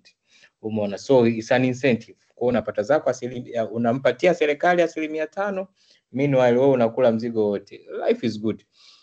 Swali jingine. Huyu ameuliza Kamwela, kuna nafasi yote ya share certificate statement katika kulipa gawio au taarifa za DSC zinatumika? Kumbuka hii certificate imetoka DSE. DSE ina kampuni tanzu inaitwa CSDR. Hii ndio inatunza taarifa zako zote. Kwa hiyo provided that wewe ni mwekezaji, ulifungua CDS na umeupdate taarifa zako kwa dada yetu Sesi vizuri kabisa, zimenyoka, you should be able to be paid dividends. Kulikuwa kuna swali jingine. Kwa mwanahisa ambaye nimeanza kununua hisa mwaka uje, kuna ulazima wa kuupdate taarifa ikiwa bado taarifa zangu nilizojaza kwenye mfumo hazijabadilika? Kwa kweli, kuepusha hizi rapture, mimi nashauri ni mimi sasa, kwa sababu nimeshuhudia wawekezaji wengi ile siku ya gawio anaona wenzake wote kwenye group wamelipwa, wanaonyesha zile screenshot, alafu yeye anaanza kunyongonyea. Just take care of this. Jaza tu form ili itakapofika tarehe 2 Juni uwe na upost status na wewe kusema bwana, hiki ndo nilichovuna. Swali la pili, je, utaratibu wa wanahisa wanaopanga kuhudhuria mkutano mkuu online, je, taratibu za kupiga kura na mambo mengine yanakuaje? Sesi, karibu boss. Watu wanataka mchakato wa online na kupiga kura, mambo huko yatakuaje? Okay, sawa. Ni kurespondi kwenye hilo. Mwaka huu pia tutakuwa na mkutano ambao ni hybrid, kwa maana kutakuwa wanaoattend physically na wale wanaoattend kupitia njia ya mtandao, yani online. Na huwa tuna system tunaiandaa kabisa mapema kwa ajili ya watu kuweza kuvote na kufanya registration. Kwa hiyo kumtoa wasiwasi mpendwa aliyeuliza swali ni kwamba hata kama ukishiriki online unaweza kuvote. Huwa tunafungua system wiki 2 kabla ya mkutano mkuu. Kwa hiyo watu wanaweza kukasti votes zao pale na zinahifadhiwa sehemu zikisubiria ile siku ya mkutano mkuu pale. Sasa kama sikisubiria siku ya tarehe 17, kwa anaweza kavote kabisa kwa uhakika kabisa. Anaweza kavote na siku ya tukio anakuwa anafuatilia sasa mkutano kuanzia mwanzo mpaka mwisho bila matatizo. So ni mwashue kwamba atavote. Okay, asante sana Sesi. Kulikuwa kuna swali jingine hapa. Je, kuna uwezekano wa kupata gao zaidi ya mara 2 kwa mwaka mmoja wa fedha?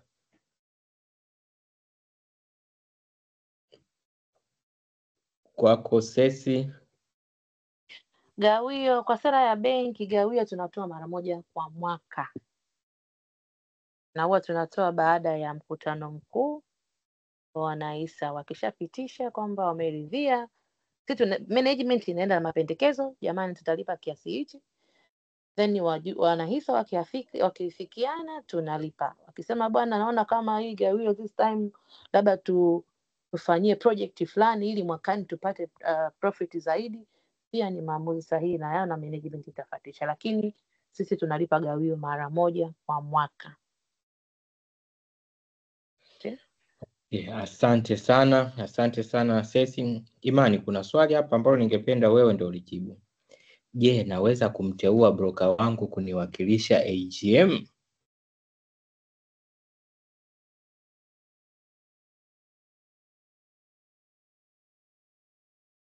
Asante Ami.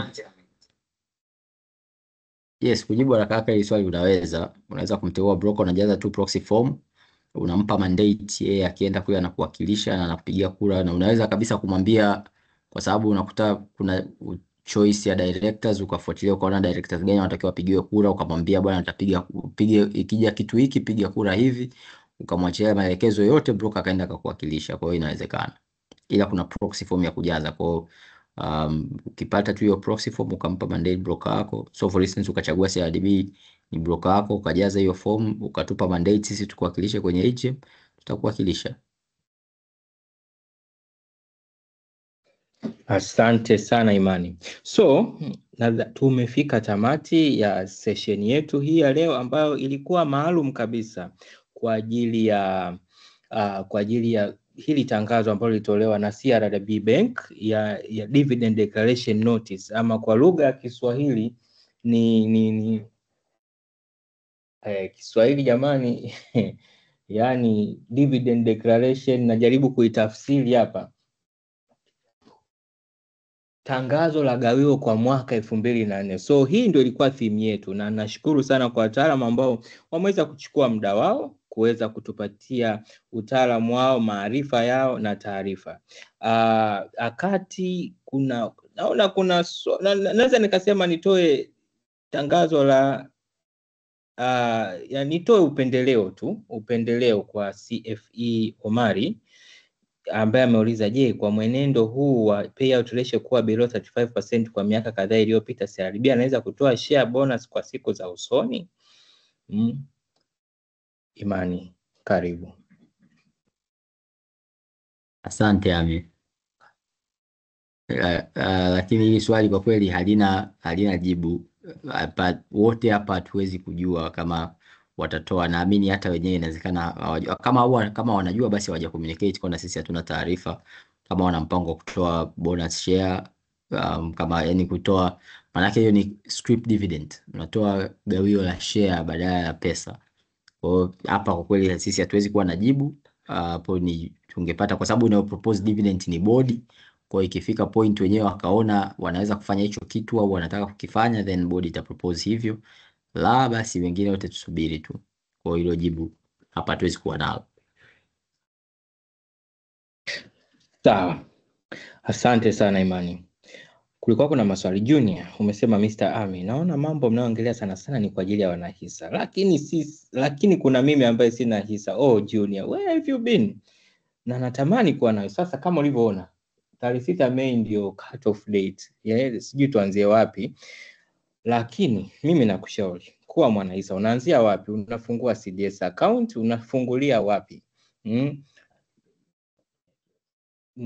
Kikubwa brokerage CRDB Bank saizi ina brokerage unit yake. Akati naongea hapa mtaalamu wetu Ibrahim, naomba uandike email ya brokerage unit katika chat, lakini kwa wale ambao mnatusikiliza naomba pia muandike email zenu kama mnataka kufikiwa na taarifa mbalimbali za kichambuzi, za kitafiti, na kama una swali lolote, kwa sababu naona topic ya leo kwa kweli iko very personal na iko very hot. Watu maswali haya hayana mwisho, umeona. Lakini pia sesi, kuna mwekezaji hapa anasema vipi anaweza kuwasiliana vipi na Cecilia au kitengo chake. Kwa sesi, kokote ulipo, kama unaweza kaandika email yako pia, it will be great, ama email ya kitengo chako cha shares unit, it will be great. Naomba nitoe sasa nafasi kwa Ana Marie ambaye tulianza naye kuweza kufanya closing remarks kwa upande wake yeye kama mwekezaji, lakini kama mchambuzi. Baada hapo atafuata Imani kwa closing remarks, then Ceci. Karibu Ana Marie. Asante Ami, nashukuru. So kikubwa ambacho mimi naweza kusema kama mwanzo nilivyosema, like one of my big takeaways that ningeshauri wengi waweze kutoka nacho leo ni kwamba ukiwa unawekeza uangalia vile vitu, kwamba wewe risk appetite yako ikoje, malengo yako ni nini, na unapoingia kwenye hisa uangalie kabisa performance ya hiyo hisa, kwa sababu kusema kweli soko la Tanzania in a way most investors are income driven. Yani mnawaza sana issues za dividend kuliko hata potential gain from the stock itself. Kwa hiyo kuweza kuangalia beyond that. If you're looking to build passive income, sawa, unaweza ukaingia kwenye stock because of just the dividend. Lakini if you're also looking for growth of your investments of long-term wealth, unaweza ukaangalia upande wa pili, kwa sababu ukitizama hata performance ya CRDB yenyewe, you can see that year on year kumekuwa kuna return nzuri as high as 40% depending on mwaka unaoangalia. So ni kitu kizuri cha kuangalia. Na pia ukiwa unafanya hata hiyo income investing, angalia pia kiasi unachowekeza, bei unayolipa relative to ile dividend utakaolipa. Ukifocus sana kwenye ile absolute value, unaweza ukashangaa, unaweza ukasema unalipa hela nyingi kupata income ndogo, wakati ungepata hisa nyingi zaidi if you focus on dividend yield kuliko if you just focus on ile absolute figure kama ni shilingi 200, 500.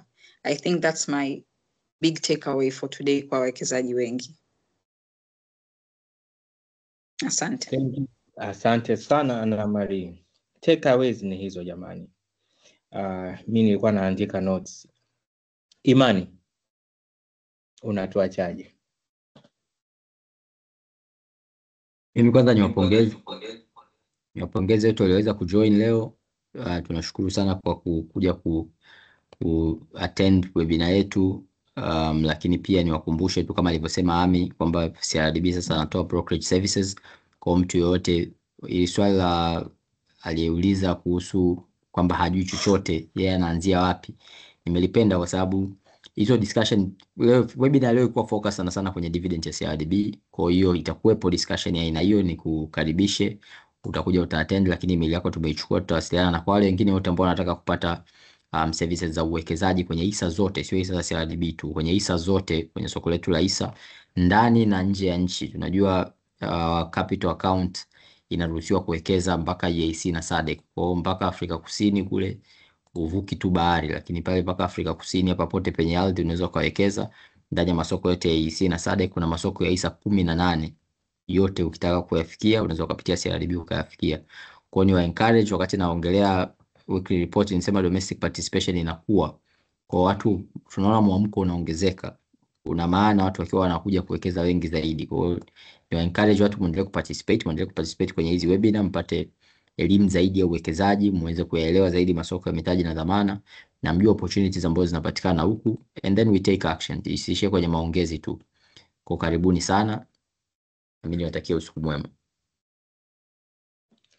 Nadhani Imani ameongea kitu cha msingi sana. Yaani kikubwa ni kuanza. After all is said and done, anza. Trust me, hakuna message tamu mwezi wa 5 kama ile message inayokuambia ndugu mwekezaji. Ninaandikaga mpendwa mwekezaji.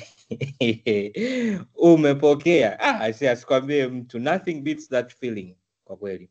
Of course ukiondoa message ya mchana, of course.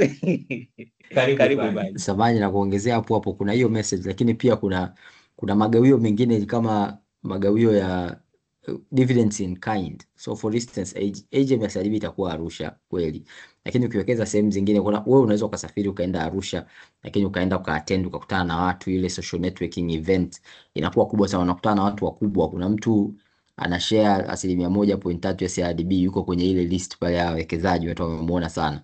Possibly atakuwa kwenye AGM, unaweza kukutana naye ukaelewa anafanya nini, lakini hao utakutana na watu ambao wanawekeza sana kwenye masoko ya mitaji.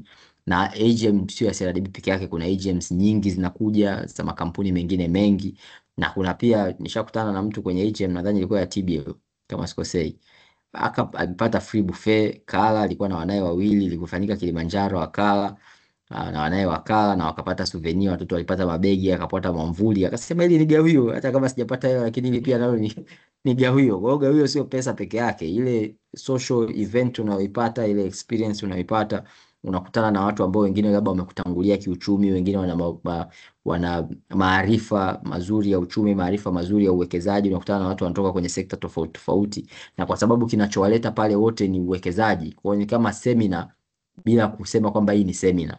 Kwa hiyo ni wa encourage sana kuwekeza na kuingia kwenye huu ulimwengu. Kuna benefits nyingi tu tofauti na ile pesa, ile gawio, ile message ambayo unaipata peke yake na utamu wake wote, lakini ile network that you get from this kind of investment is significant. Asante sana Imani. Huwa naambia watu ile AGM ya Arusha is more than an AGM, ni kama ka festival fulani. You need to be there to understand. You need to be there. Sesi, closing remarks zako, mtaalamu wetu. Najua leo maswali yalikuwa mengi upande wako, lakini sasa tunaomba tu utupatie mawaidha yako ya mwisho kabisa, tukuache upumzike na kwa ajili ya Pasaka na kadhalika. Asante Ami, mimi pia niweze kutumia nafasi hii kuwashukuru walioweza kujoin kwenye hii session, na pia nitoe neno moja kwamba nitoe wito, kwa sababu window ya kununua hisa na gawio bado iko wazi. Kama tulivyosema, imeanza tarehe 14 na tunatarajia itaisha tarehe 6 mwezi wa 5.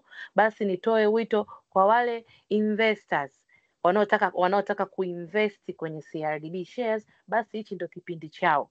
Wachangamkie hii deal, wawahi kununua hisa zao ili kusudi waweze kufaidika na gawio hiyo tarehe 2 mwezi wa 6. Na pia kwa wale ambao tayari ni investor lakini bado wanaona kwamba wana hamu na wanatamani kuongeza hisa zaidi, basi pia ni kipindi chao na wao cha kujivinjari kwa kuongeza hisa zaidi, ili kusudi tarehe 2 mwezi wa 6 tupate gawio nono. Na hapo tusisahau kuupdate information zetu ili tuweze kulipwa gawio kwa wakati. Kuna raha sana kama mlivyotangulia wenzangu kusema, kuna raha sana kupata kale ka message. Tena sisi tunakuandikia kabisa, mpendwa mwanahisa. Yaani ujue tunapokuthamini kwa sababu umeinvest pesa yako na benki imefanyia kazi, na at the end of the day unapata return. Kwa hiyo ukiongeza hisa nyingi, ukiwa na hisa nyingi zaidi, pia hata ile gawio linakuwa kubwa. Yaani unalienjoy vizuri kusema za ukweli. Kwa hiyo nitoe wito watu tuendelee kuinvest na tu update information zetu, na nimeweka email address ya unit yetu hapo kwenye chat. Kama mtu atakuwa na hitaji ufafanuzi zaidi, basi atatu contact. Na pia nishukuru sana kwa maswali ambayo nimeyapata jioni ya leo. I hope nimejibu na nimeweza kuwapa mwangaza wa nini matarajio au nini nifanye ili niweze kupata gawio kwa wakati. Niwashukuru sana, na Ami nikushukuru kwa nafasi hii. Niwatakie jioni njema. Asante sana Sesi. Sisi CRDB Bank, kila mteja wetu katika kila service ambazo tunampatia tunamuita jina moja, nalo ni Swahiba. Kwa sababu our relationship with you, it is personal. Swahiba, kipindi cha leo, session ya leo imeletwa kwenu kwa support nzima ama kwa infrastructure ya CRDB Bank under the CRDB brokerage unit. Tunafanya nini? Sisi tunakusaidia kutimiza ama kutekeleza ndoto zako za kiuwekezaji, hususan katika masoko ya mitaji. Kwa hiyo una swali lolote, una dilema yote kuhusu kuwekeza kwenye hisa ama hati fungani, elewa kabisa CRDB Bank ipo kwa ajili yako. Hiyo sio dilema ukitushirikisha Swahiba. Tuambie tu, and then sisi tutakupatia ushauri. Hatutakuacha na ushauri tu, tutakupa mwongozo. Hatutakupa mwongozo tu, tutakuonyesha na njia. Hatutakuonyesha njia tu, tutaanza na wewe. Tutahakikisha kwamba malengo yako ndoto zako zinatimia. Sasa wengine wanaweza kujiuliza, ina maana hii ilikuwa ni Easter special, baada ya hapa itakuwaje mpaka Christmas? Hapana. Tuko kila Ijumaa, muda ni saa 12 jioni. Kizuri, unakula na jirani yako, unakula na mwenzio. Sasa next time Ijumaa tutashare link, naomba utufanyie just a simple courtesy Swahiba. Share this link with your friends. Share hii link na magrupu yako, yale ya shule, iwe ni primary, iwe ni secondary, iwe ni chuo. Share ili wote maswahiba tukutane. Asanteni sana, niwatakie Pasaka njema. Jamani, simziite, sisi wote ni maswahiba. Nimwache sasa, nimkaribishe Imani Muhingo kwa ajili ya final closing remarks, kwa sababu yeye ndio mchambuzi mkuu, ama ndio senior manager, ama ndio mtaalamu. Yeye huwa ana msemo wake mmoja unasema yeye analidai soko. Umeona? Karibu Imani Muhingo. Asante Ami. Kwa kweli ni nafasi ya upendeleo. Mimi kazi yetu pale pale. Karibuni sana. Asanteni sana kwa kuattend. Asante Ami kwa kumoderate session safi kabisa na kualika maswahiba waje kuwekeza. Niwasisitize tu kuweka email zenu. Kama upatagi reports, tunatoa reports kila siku, daily reports kila siku. Reports zinatoka cover kama hiyo tulidiscuss leo ya wiki, lakini tunatoa kila siku, zina cover masoko 6 hapa kwenye hii masoko 7 nimekumbushwa hapa na mtaalamu. Hapa kwenye hii tumediscuss soko la ndani tu, lakini report inakavaga masoko 7. Kama nilivyosema kwamba ukitaka kuwekeza mpaka nchi ya nchi tunakufacilitate. Kwa kwenye hiyo report inakava masoko yote 7. Inakava hapa Uganda, Kenya, Rwanda, Botswana, South Africa, Mauritius, tena chief, Hiyo 7 kumbe ni 7 imetimia bwana, kuhesabu ilikuwa. Lakini niwakaribishe sana, naomba mweke email zenu hapa ili uanze kupata reports kuanzia wiki ijayo Jumanne. Asanteni sana. Tuonane tena wiki ijayo Ijumaa. Niwatakie usiku njema, niwatakie Pasaka njema.